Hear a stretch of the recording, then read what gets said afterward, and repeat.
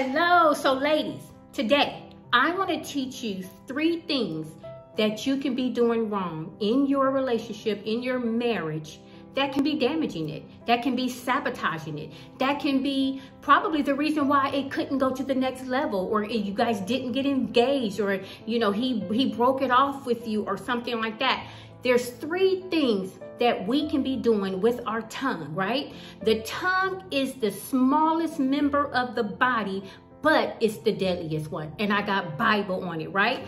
The Bible says that life and death is in the power of the tongue. And the thing about it is that's the deadliest thing that we use, especially as women. If we're emotional, if we're hurt, if we're in pain, if we got trauma, we are lashing out, we are screaming, hollering, our tone changes, everything is in an uproar. But the Bible says, I'm gonna give y'all some Bible. The Bible says in Proverbs chapter 19, verses 13, the B portion, it says, a wife's quarreling is a continual dripping of pain. And this is the English Standard Version, right? It says a wife's quarreling is a continual dripping of pain.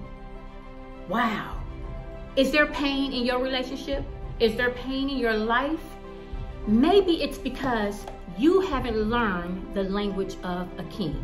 And that's what I want to talk to you about today. And listen, it's understandable. If you've never learned it, if your parents didn't teach it to you, if your aunties didn't teach it to you, if your mentors or anybody that you're around haven't taught it to you, of course you don't know. So listen, I've mastered it. I've learned the language of a king, and I'm telling you, I've tried my best. And I'm not going to say I'm perfect at it, but I try my best to build my husband up. His love language is words of affirmation. And I'm going to say this, most men's love language is words of affirmation. They need to be built up. And so I'm going to be starting a series where I can really help you all and give you the tools of a queen to a king, the tools that will teach you the language of a queen to a king. And now there's some dynamics that's going to be all in there. That's why I'm going to do a special course for you. But today, I just want to give you 3 things that you may be doing that you got to stop doing in order for your relationship to move forward. And number 1 is you have to stop reminding your mate of their past failures. And notice I said past failures. So when people fail, when people do things, when they fall and make a mistake, there comes a time when you got to stop talking about it. There comes a time when you got to stop bringing it up. There comes a time when you got to stop throwing it in their face, right?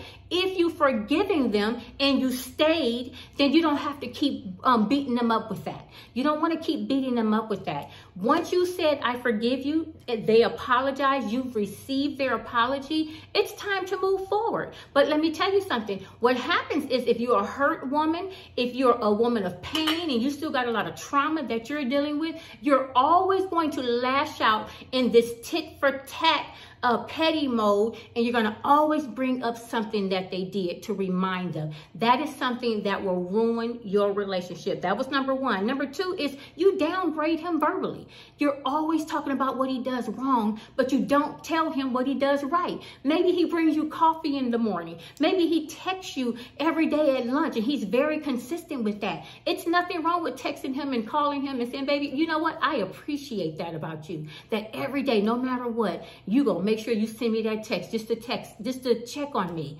Those little things, you'd be surprised how they work, okay? So yes, maybe he has some things he needs to work on, but you do too. And that's when your relationship can start to grow, because you both are extending grace to one another. Number 3 is you make him feel incompetent. And incompetent means he doesn't have the necessary skills to be successful. And he does, but you make him feel that he doesn't have the necessary skills. God said he does, but you make him feel that he doesn't have the necessary skills to be successful at anything. Are you building him up at whatever he does? I don't care what he does. Build him up in that area. If he's on time to work, say, baby, you know what I love about you is you're always on time. If he is always making sure the trash is taken out on time, baby, I appreciate you. I never have to take the trash out because you always do it. It's the small things. It's the small things. So those are the 3 things. Number 1, don't remind him of his past failures. Number 2, never downgrade him verbally. And number 3, never make him feel incompetent or that he can never be successful at anything. So those were the 3. The next video I'm going to do is I'm going to replace that with 3 things, 3 languages that you should be using and how to implement that in your relationship and how you need to start using that and how that is going to completely change the trajectory of your relationship. Because number 1, as I end, stop looking at him as the problem and say, Lord, change me. That's going to always be my mantra. When anybody that knows me knows I'm going to always say, in relationships, you always have to take your focus off the other person and put it back on you.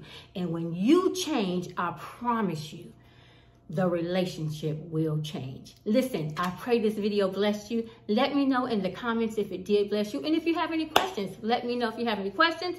You can inbox me. You can email me at coachmeladyartist@gmail.com. All right, love y'all.